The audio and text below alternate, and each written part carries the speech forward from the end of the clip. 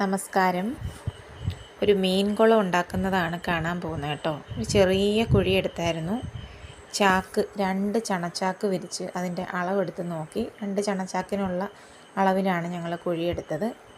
ഞാനും നന്ദുക്കുട്ടനും കൂടെയാണ് കുഴിയെടുത്തത്. നന്ദുവാണ് ആദ്യം ഈ കുഴിയെടുക്കാൻ തുടങ്ങിയത്. പിന്നെ ഞാനിവിടെ കൂടി പിള്ളേരെല്ലാവരുമായിട്ട് ഞങ്ങളെല്ലാവരും കൂടെയാണ് ഇത്രയൊക്കെ സെറ്റാക്കിയത്. ആദ്യം കുഴിയെടുത്തു. ആ കുഴിയിൽ നിന്നുള്ള മണ്ണ് കുഴിയുടെ സൈഡിൽ ചെറിയൊരു ബോർഡർ പോലെ കൊടുത്തു. മഴയൊക്കെ പെയ്യുമ്പം ആ കുളത്തിലേക്ക് വെള്ളം ഒഴുകി വരാതിരിക്കാനായിട്ടൊരു ബോർഡർ കൊടുത്തു.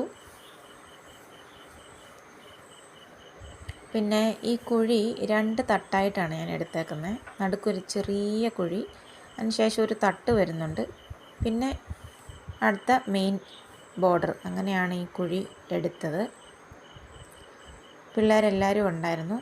നമ്മൾ കുഴി എടുത്ത് കഴിഞ്ഞിട്ട് എന്തെങ്കിലും ഒരു ബാറ്റ് പോലത്തെ ഇച്ചിരി കട്ടിയുള്ള ഒരു തടിയോ മറ്റോ വെച്ച് നന്നായിട്ട് അടിച്ച് ഉറപ്പിക്കണം. അതിൻ്റെ വക്കൊക്കെ നന്നായിട്ട് അടിച്ചടിച്ച് ഉറപ്പിക്കണം, എന്നാലേ അതിനൊരു ബലം കിട്ടത്തുള്ളൂ. അത് കഴിഞ്ഞ് ഞാൻ കത്രിക വെച്ച് ഈ ചെറിയ ചെറിയ വേരുകളൊക്കെ നമുക്ക് കാണാൻ പറ്റും. കാരണം മരങ്ങളൊക്കെ നിൽക്കുന്നതിൻ്റെ അടുത്താണ് ഞങ്ങൾ ഈ കുഴി എടുത്തത്. അപ്പോൾ ആ വേരുകളൊക്കെ കത്രിക വെച്ചൊന്ന് കട്ട് ചെയ്ത് കളഞ്ഞിട്ടുണ്ട്. അതല്ലെങ്കിൽ നമ്മൾ സിമെൻറ്റൊക്കെ ഇട്ട് കഴിയുമ്പം ഈ വേര് വളർന്ന് അതിനകത്തേക്ക് വന്ന സിമെൻറ്റിനെ പൊട്ടിക്കും. അപ്പോൾ അങ്ങനെ ലീക്കേജൊക്കെ ഉണ്ടാകും. അപ്പോൾ അത് അവോയ്ഡ് ചെയ്യാനായിട്ട് നമ്മൾ വേരുകളൊക്കെ കട്ട് ചെയ്ത് കളയണം. അത് കഴിഞ്ഞ് പിന്നെയും അതിൻ്റെ വക്കൊക്കെ കട്ടിയുള്ള എന്തെങ്കിലും സാധനങ്ങൾ വെച്ച് നന്നായിട്ട് അടിച്ച് ഉറപ്പിക്കണം. അതിനുശേഷം ഞങ്ങൾ പടുത വിരിച്ചു. പടുത വിരിച്ച് അതിൻ്റെ അളവൊക്കെ നോക്കി. ഓക്കെയാണ്. ഞങ്ങളുടെ കയ്യിൽ അതിന് സൈസിനുള്ള പടുത ഉണ്ടായിരുന്നു. ലീക്കൊന്നും ഇല്ലാത്ത പടുത വേണം. അത് വിരിച്ചു.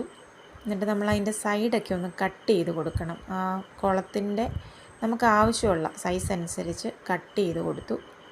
കട്ട് ചെയ്തിട്ട് പിന്നെ അധികം ചുളിവുകളൊന്നുമില്ലാതെ ആ പടുതേനെ നല്ല രീതിയിലൊന്ന് മടക്കി നല്ലൊരു ഡിസൈനിലൊക്കെ മടക്കി ചുളിവുകളില്ലാതെ ഒന്ന് ശരിയാക്കി കൊടുക്കണം.